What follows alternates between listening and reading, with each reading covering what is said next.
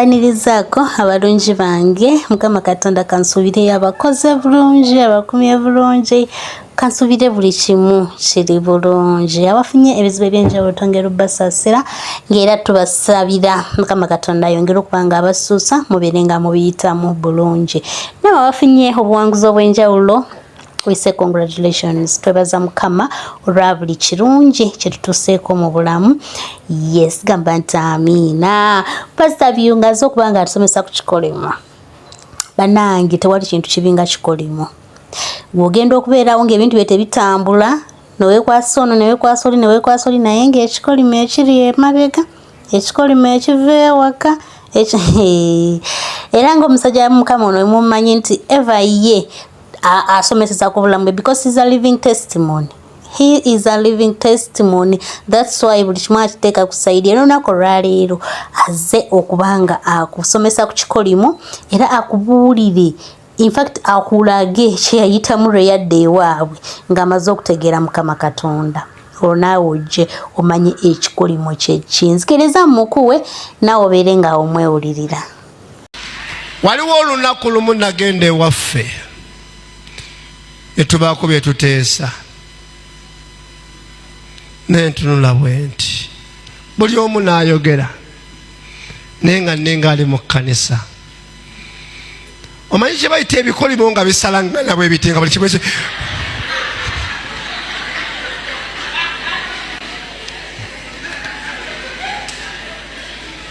bayina idea nnungi bayina ebiteeso birungi buli omu kyayogera kirungi. Entabo we yatuuka neŋŋamba nti kati byonna bye tuteesezza tubisse mu nkola buli omu aleeta mmeka nendaba ebikolimo bwe bitambula. Neŋŋamba Mukama nempulira ennaku naye ng'ekitutawaanya ffenna tutuddewo nga tuwerawo yali 1,000,000 nga teriiwo. Zaali meka? Zaali 2,000,000. Twalina mu kufiirwa. Enkya abantu bajja kuziika. Tweronzeemu abakulu. Ffe twali ku toopu abakulu. 2,000,000 ekikanga kitudde. Kugambe nalaba ebikolimo bidduka. Kidduka ku ono ne kikwata ono. Buli omu kyaŋŋambanga ndowooza tolina tutegeera bulungi gye wava nekidduka kitambula ku ono kirinnya ku babuwala. Obudde buziba obudde bukya tewaliwo pulaani yonna. Ne mbagamba nti omanyi naye olwokuba nti nali nkimanyi twagenda ne bannange bano ne tuteekamu ebintu ebyetaagisa omuceere abantu gwe banaalya kiro 10 ne tukwatamu ebintu byonna naye nga byonna ne tubifunza bwe biti. Navaayo ŋŋambe nti Mukama onyamba obulamu bwange waleme kubaawo kimpugula kukujjako wabula neenyweze mu bulokozi bwe nti. Lwe nakoma okubeerayo nga ndi muto twamala okuziika olutalo ne lubeerawo bataata ne balwana abaana nga tuli mu kayumba bwe tuti naffe ne tutandika okulwana taata waakubye nnyo owange.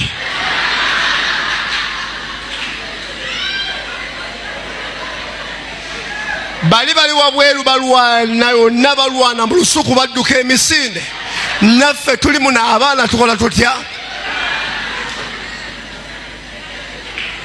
Ku makya nakeera kuddukayo neŋŋamba kino ekikamaama kye yanzaalamu sikirabanga Katonda we yannyambira n'ennyingira emutundwe n'embeera emutundwe ebbanga lyonna kati we twatudde bwe tuki neŋŋamba ekyo kati waliwo omusingi gw'obwavu nga guli ku kikolo guyina ne taapuluutu ennene esimba bweti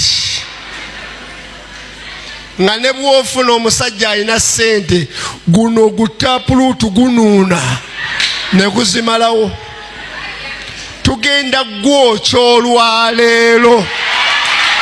Waliwo maama wange ankwatako ajja yeevuga aliwa baliwo wano babiri maama aliwa eyampa embizi ennamba nenjirya nga naakawona jangu wammo balabeko ansomooza kati kamuleeta asomoozeyo abawala abato gwe mutunuulire wano yeevuga liiso lye likyalaba avuga emmotoka ye bulungi nnyo ne maama wange wamma oli nange wamma maama naawe jangu bano bavuze ba mmotoka mugambe kanula nnyo amaaso batunuulire onannyumira yeevuga ng'okiyita kyakuzannya ekyo weekityo abantu okubeera nga bakoze nga beevuga wamaanyi ayo w'emyaka omulala ajje nga yeevuga wano baliwa yeevuga ngenda kujjayo nno omuwala omutonda bewe yeevuga aliwo omulala yeevuga obalaba ono maama wange yeevuga ono yeevuga gw'okiyita kyakuzannya n'okkuba eŋŋombe pipipipipipipipipipipi bano wabanga bano balina emmotoka gw'atannagifuna oteekwa ogifuna mu linnya lya Yesu. Bano totyanga bakwogerera totyanga bakanga kati bano babakanze bonna baaguma emitima tobakangakanga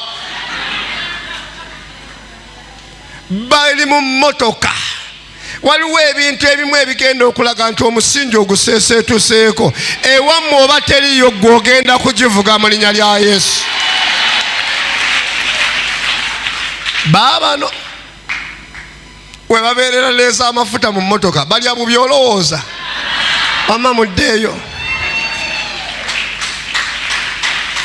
waliwo by'otannafuna by'oteekwa okufuna mu linnya lyani oba maama wo teyagivuga gw'ogenda kugivuga ne maama wo gimugulire mu linnya lya Mukama afaani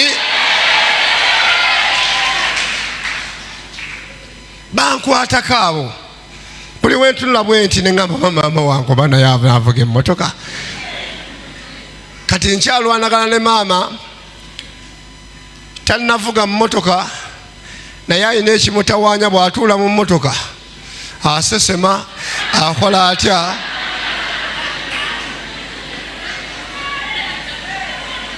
senga nsiiba ne maama nga bwe mutumya driver muleeteko ebyokusesema tuli mu deliverance kati emizimu gyagala atambule okuva gy'asula paka eno ewaffe namujja esembabule ng'atambula okuva semanye ekyabalesa n'agenda esembabule n'asubula akalobo ka mukene n'atambula n'atuuka n'akatunda kwegamba ng'atambuza maama wange ng'alinga mujaasi atambula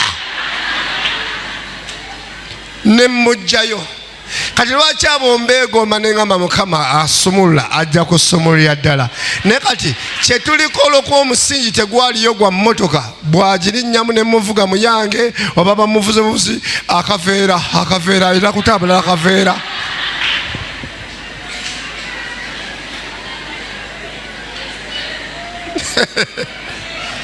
gw'ozanyisa emizimu omusingi ogenda gwetegereza ogulabeko nti nejjajjaawo bateyagivuga gw'ojja givuga mu linnya lya Mukama. Yeebasebe Mukama. Ndowooza omusajja wa Katonda mwenna mumuwulidde ekikolimo kya kusaba. Ebikolimo no tebivaawo na kuloga, ebikolimo tebivaawo na kibivaawo na kusaba kwokka. Na kusaba kwokka because bangi tugwa mu bintu bajjajjaffe bye baakoledda bye tutamanyi na kumanya.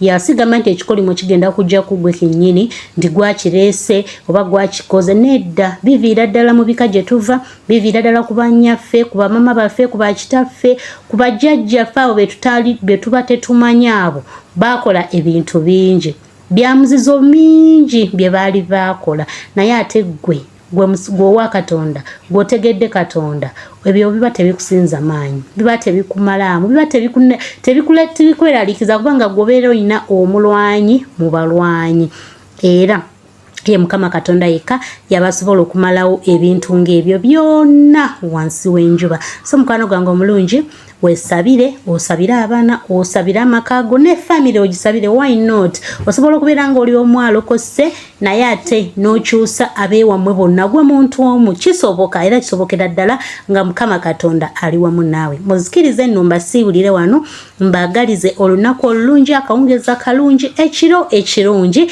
Katonda omulungi abankonde.